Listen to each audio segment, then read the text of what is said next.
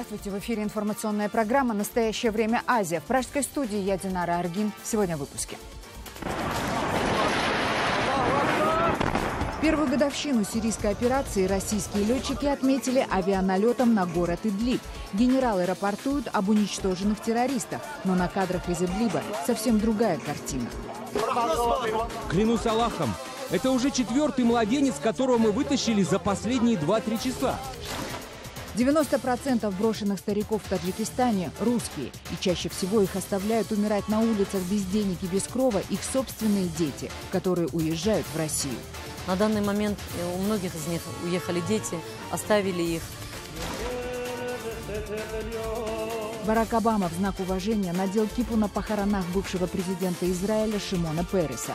А президент Филиппин Родриго Дутерте объявил себя новым Адольфом Гитлером. Если у Германии был Гитлер, то у Филиппин буду я. Сотни ряженых русских императоров и цариц каждый день дерутся между собой на улицах Санкт-Петербурга за право собирать деньги с туристов. Конкуренция в туристическом фотобизнесе превращается в серьезную криминальную проблему. Ну хорошо, когда сами. А если они, например, нанимают людей, которые умеют профессионально драться? Первую годовщину начала сирийской операции российские военные и космические силы отметили мощнейшими ночными авиаударами по сирийскому городу Идлиб, который полностью находится под контролем радикальных боевиков, и по восточному Алеппо. Бомбежки имели столь ужасающие последствия, что к требованиям прекратить их выступила даже Всемирная организация здравоохранения. Представитель ВОЗ озвучил цифры потерь гражданского населения за последние дни. Ситуация действительно непостижимая для рассудка. По словам местных чиновников здравоохранения, там было 338 случаев смерти за последние дни из-за бомбардировок. В том числе убиты 106 детей. 846 человек из числа гражданских были ранены. Опять-таки, почти треть из них дети, 261 ребенок. Многие пострадавшие имеют очень опасные травмы и нуждаются в срочном доступе к основным видам медицинской помощи. Поэтому мы обращаемся к тем, кто имеет там хоть какую-нибудь власть. Сделайте все, чтобы эти люди попали в нормальные больницы, где бы были нормальные врачи, чтобы спасти жизни этих несчастных.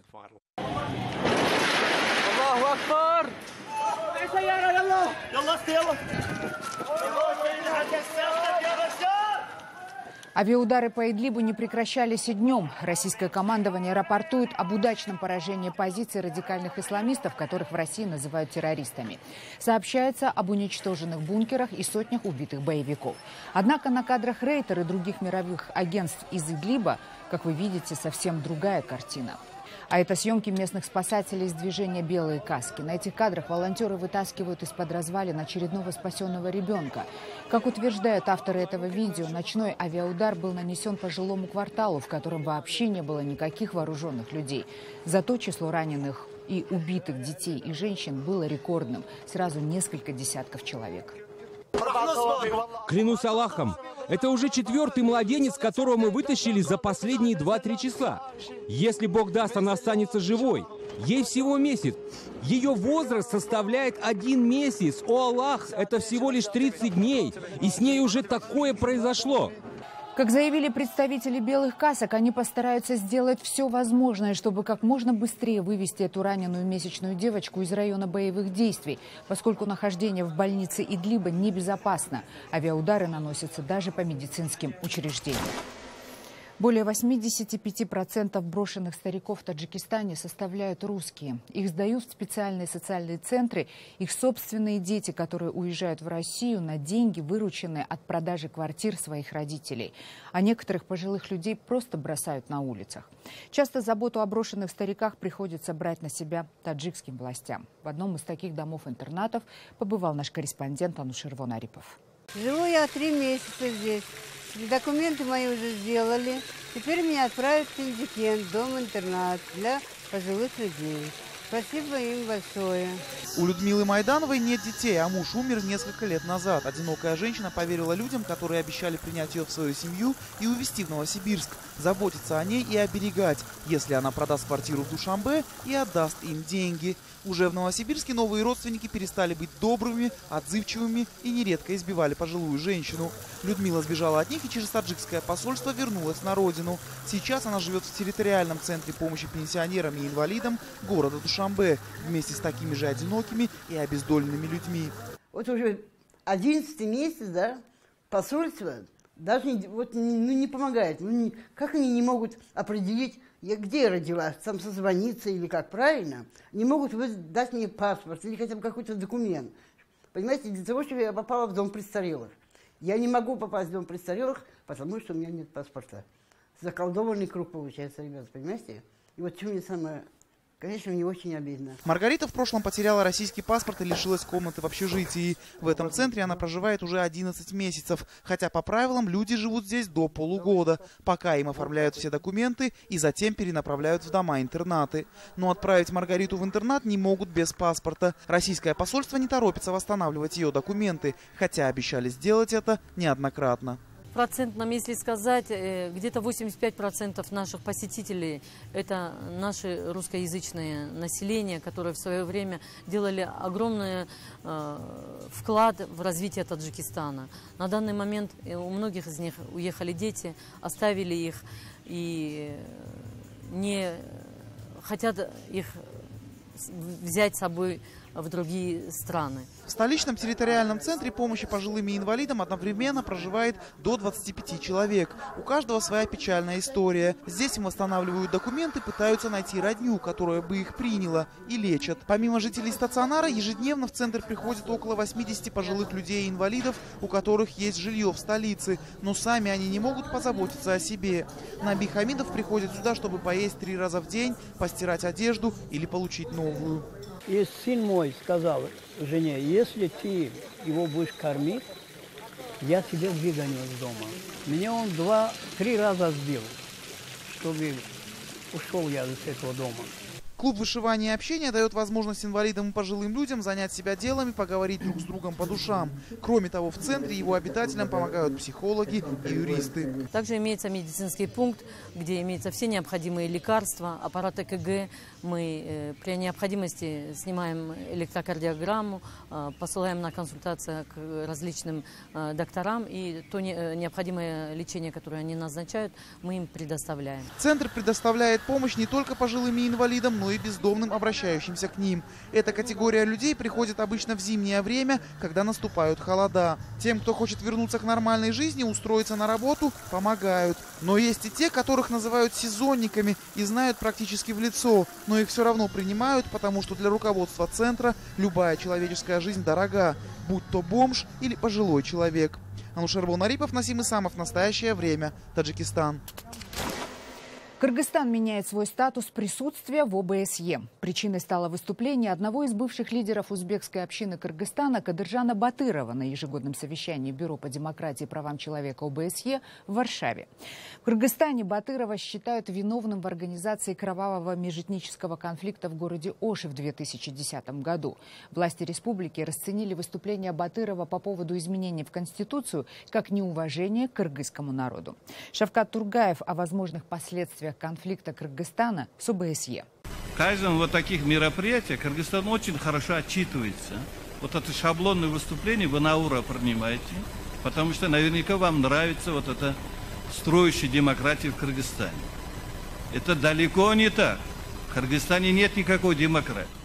Недавнее выступление Кадыржана Батырова на совещании ОБСЕ в Варшаве, похоже, стало последней каплей терпения МИДа Кыргызстана. И официальная делегация в знак протеста покинула зал. Лидеры узбекской общины на родине приговорили на пожизненный срок за организацию этнического конфликта на юге республики в 2010-м. Бежав из страны, Батыров получил политическое убежище в Швеции и нередко на различных площадках играет на нервах кыргызских властей. То, что ОБСЕ предоставила возможность выступить на своем совещании Батырову, не пришлось по душе внешнеполитическому ведомству Кыргызстана. МИД направил ноту в организацию о намерении изменить статус ОБСЕ в Бишкеке с центра до не совсем понятного программного офиса. Мы подтверждаем, что 27 сентября в адрес ОБСЕ Министерства иностранных дел Кыргызстана была направлена нота о намерении начать процесс изменения статуса присутствия ОБСЕ в Бишкеке. Ранее кыргызская сторона неоднократно заявляла о необходимости повышения эффективности ОБСЕ с учетом новых реалий и приоритетов нашей страны. По словам чиновников из МИДа, это намерение назревало давно и официально его озвучить хотели в декабре. Даже называют одну из причин. Деятельность ОБСЕ не всегда отвечает национальным интересам Кыргызстана. Но выступление опального Батырова лишь ускорило процесс. Мы еще раз подчеркиваем, что Батыров не преследуется за свои политические убеждения, этнической принадлежность или каким-либо другим мотивом, кроме как за совершенные уголовные преступления. Что будет, когда статус ОБСЕ изменится и как организация будет работать в Кыргызстане, пока непонятно. Но специалисты, хорошо знакомые с системой ОБСЕ, отмечают, что, по всей видимости, сотрудничество организации с республикой снизится, закроют многие проекты, сократят финансирование. И такие примеры уже были в Казахстане и Азербайджане. Наряду с другими странами Центральной Азии идет тенденция усиления роли принимающей стороны, то есть государства, где-то находится в решении вопросов сотрудничества. Если смена названия из центров программного офиса произойдет, это еще не значит, что будет принципиально другое присутствие ОБСЕ. Все зависит от того, как пройдут переговоры по новому мандату ОБСЕ в Кыргызстане. И это должно пройти уже до Нового года, потому что если вдруг стороны не договорятся, то вообще возможен случай, что ОБСЕ просто закроют в Кыргызстане. Закрывать представительство ОБСЕ, скорее всего, в Кыргызстане не станут. Но, как отмечают эксперты, организация, как прежде, уже не сможет контролировать демократический процесс, курировать судебную систему, прозрачность выборов, оказывать техническую помощь силовым структурам. Шавкат Тургаев, Азат Интымаков. В настоящее время Бишкек, Кыргызстан. Далее в программе. Барак Обама в знак уважения надел кипу на похоронах бывшего президента Израиля Шимона Переса. А президент Филиппин Родриго Дутерте объявил себя новым Адольфом Гитлером. Если у Германии был Гитлер, то у Филиппин буду я. Сотни ряженых русских императоров и цариц каждый день дерутся между собой на улицах Санкт-Петербурга за право собирать деньги с туристов. Конкуренция в туристическом фотобизнесе превращается в серьезную криминальную проблему. Ну хорошо, когда сами. А если они, например, нанимают людей, которые умеют профессионально драться? В Иерусалиме похоронили Шимона Переса, 9-го президента Израиля, человека, стоявшего у основания этого государства. Проводить последний путь одного из самых ярких политиков современности прибыли более 80 мировых лидеров. Президент США Барак Обама в знак уважения к Пересу надел кипу. Но особенным символичным моментом стало рукопожатие премьер-министра Израиля Биньямина Нетаньяху и палестинского лидера Махмуда Аббаса. Они не встречались лично на протяжении последних 6 лет. Шимона Переса похоронили на горе Герцля в Иерусалиме рядом с убитым премьер-министром Ицхаком Рабином, который так же, как и Перес, принимал активное участие в мирных переговорах с Палестиной. Израиль попрощался с президентом Шимоном Пересом, ушедшим из жизни 28 сентября в возрасте 93 лет. На траурной церемонии в Иерусалиме к родным покойного присоединились ведущие израильские политики и многие мировые лидеры. Шимон Перес удостоился Нобелевской премии мира в 1994 году за свои усилия по мирному урегулированию на Ближнем Востоке. Поэтому особенно символичным стало рукопожатие, которым обменялись над его гробом израильский премьер Биньямин Нетаньяху и президент частично признанного палестинского государства Махмуд Аббас. Президент США Билл Клинтон был посредником при заключении мирного соглашения между Израилем и палестинцами в 1993 году. Критики называли Переса наивным оптимистом-мечтателем, сказал Клинтон. Но насчет наивности они ошибались. Он всегда знал, чего хочет и как этого добиться. Он начал жизнь как самый способный ученик Израиля, стал его лучшим наставником и закончил свои дни как величайший мечтатель. Он прожил 93 года с постоянной верой в немыслимый потенциал каждого из нас, в нашу способность подняться над нашими ранами, негодованием, страхами, чтобы добиться всего, что можно сегодня, и заявить права на будущее. Как сказал премьер-министр Израиля Биньямин Нетаньяху, Перес прожил выдающуюся жизнь. Shimon lived a life of purpose. He soared to incredible heights. Шимон жил с великой целью. Он поднялся на невиданные высоты. Он одарил многих своим видением и своей надеждой. Он был великим мужем Израиля. Он был великим мужем мира. Израиль скорбит о нем, и весь мир скорбит о нем. Но и мы, и мир обретаем надежду в его наследии. Попрощаться с покойным приехали президент США Барак Обама, бывшие британские премьеры Тони Блэр и Дэвид Кэмерон, принц Уэльский Чарльз, президент Германии Йоахим Гаук, руководители десятков других стран и международных организаций. Россию представляла председатель Совета Федерации Валентина Матвиенко. Гроб с телом Шимона Переса предан земле на кладбище на горе Герсля в Иерусалиме. Его могила находится рядом с погребением убитого еврейским экстремистом бывшего премьера Ицхака Рабина, с которым Перес разделил Нобелевскую премию. 3 из 10 президентов Израиля родились на территории нынешней Беларуси, в их числе и Шимон Перес. В селе Вишнево его помнят как Семена Перского. На одном из домов на улице, где жила семья Пересов, висит мемориальная табличка с надписью, что здесь родился будущий президент Израиля. Сам Шимон Перес не раз приезжал в родные места. На свое 90-летие он даже получил памятное свидетельство о рождении в белорусской деревне Вишнево. Деревня Вишнево, где родился Шимон Перес, находится в 100 километрах от Минска. Дом, в котором в 30-х годах 20 века рос будущий израильский президент, был сожжен во время Второй мировой войны. От старого дома остался только фундамент. На стене нового памятная табличка. Местные говорят, что колодец в саду сделали предки Переса. И он мне сам же приезжал был. Все я в школу ходил. Сейчас в Вишнево живет 470 человек, но до войны местная еврейская община насчитывала более 3000. Здесь все еще можно встретить школьных друзей Переса. Помню слабо, это ж уже, когда это было уже, я уже в 5 класс был перейшовший, вот, а он уже старейший. У нас была у школа у Вишневе 7-летка. Гуляли мячик, гоняли разом, гоняли все дети. Было много еврейчиков. Я даже по-еврейски мою фамилию умел написать. В местной библиотеке скромная выставка, посвященная Шимону Пересу. Отец Шимона Переса. А это мать. Гетцель, да? Сара. Семейных реликвий здесь нет, только фотографии, рассказывающие путь Переса от обычного деревенского детства к вершинам израильской политики. В местной больнице мы нашли еще одного школьного приятеля Переса. Переса отец там нашел работу из Палестины, и в Палестине, и в Израиле, в Палестине. И нашел работу, батька приехал его забирать с собой. А тогда батька, видите, там стали евреи уезжать больше, потому что Гитлер стал там плохо выражаться. То есть они испугались, что Гитлер пришел к власти, да? Предки Переса похоронены здесь, на еврейском кладбище. Сейчас оно заброшено и поросло кустами. Этот памятник посвящен зверскому убийству 37 местных евреев в 1941 году. Шимон Перес несколько раз возвращался сюда, ходил вдоль этих могил, гулял по улицам своего детства. Заходил он и на вокзал. Именно отсюда в 1934 году его семья отправилась в Палестину, где Шимону Пересу было суждено сыграть важную роль в мировой истории. Президент Филиппин неожиданно заявил, что собирается стать Адольфом Гитлером. По мнению президента-популиста Родриго Дутерте, победить наркоманию в его стране можно только теми же методами, при помощи которых фюрер уничтожал евреев. Гитлер massacred 3 million Jews. Гитлер истребил 3 миллиона евреев. Сейчас у нас есть 3 миллиона наркоманов. И я бы расправился с ними. Если у Германии был Гитлер, то у Филиппин буду я.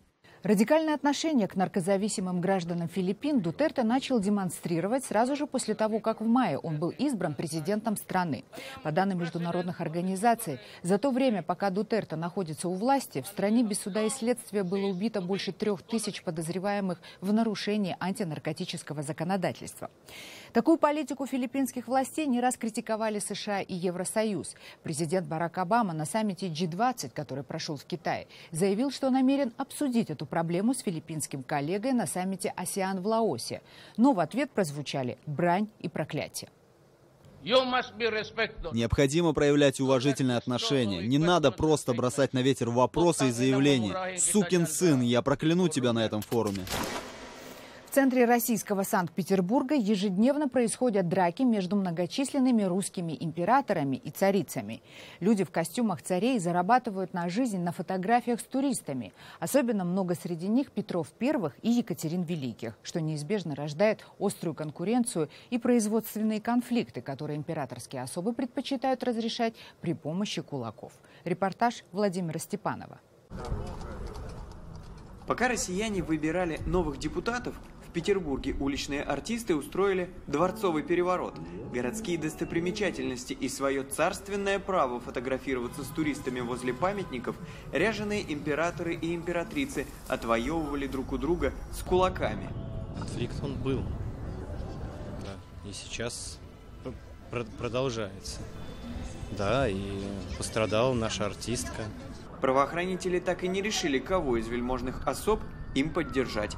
Каждая из сторон уверяет, работают по закону, а конкурентов винят не только в нарушении предпринимательских норм, но и в пренебрежении этикетом XVIII века. Якобы костюмы коллег царей не подлинные, но не уличным артистам судить о туалете высшего света, говорят в мастерских Возрождения. Здесь уже почти 30 лет историки моды делают одежду для кинолент и ведущих мировых театров Мариинского, Большого, Ла Скала. По словам Натальи Галицкой, если встречать по одежке, в центре Петербурга сегодня не найти настоящего царя. Вот у нас чаще всего Петр представлен в мундире Преображенского полка. Треуголка, ботфорты. Это имеет все свою длину, ширину. Поэтому тут это просто такие символы. И дело даже не в том, что костюмчик плохо сидит. Нет дворянского достоинства. Леонид Петров до того, как стать экскурсоводом, сам позировал для туристов. Идея хорошая, но реализация страдает, мне кажется. По сути, это влилось во многих местах, может быть, не везде, но во многих местах в какое-то цыганство, разводняк и попрошайничество. Я имею в виду, когда вот ты подходишь, спрашиваешь, сколько стоит фотография, там, тебе отвечают 100 рублей. Вот когда я работал на улице, это было 100, сейчас уже, по-моему, 250. Да, говорят, деньги потом, начинается шлеп, в танце с Петром, в объятиях с Петром. Вот. Протягиваешь 100 рублей, а тебе говорят, с вас 1500 было 15 снимков. Леонид с коммерческими основами такого самодержавия смириться не захотел. Но большинство его коллег по костюмированному цеху правила игры приняли. Ну, мне кажется, их становится с каждым годом больше. Я с 12-го года, где-то года 4 или 5 лет даже уже не стою на улице, не фотографируюсь. Но ты сам можешь посмотреть. Ты выходишь на станции метро Невский проспект, там, Казанский собор, площадь Островского, Катькин сад, Спас на Крови, Адмиралтейство, Исаакиевский собор, я не знаю, Стрелка Васильевского острова. И на каждой точке, по-моему, с каждым годом становится все больше и больше этих пар. Что делать, чтобы положить конец этому смутному времени? Выход предложил художник Алексей Сергеенко. Промедление чревато новыми конфликтами. Ну хорошо, когда сами. А если они, например, нанимают людей, которые умеют профессионально драться, да, то это уже, по сути, криминальные разборки какие-то. Один нанимает, который умеет драться, другой нанимает того, кто умеет стрелять, да, и что получается? Получается полная ерунда.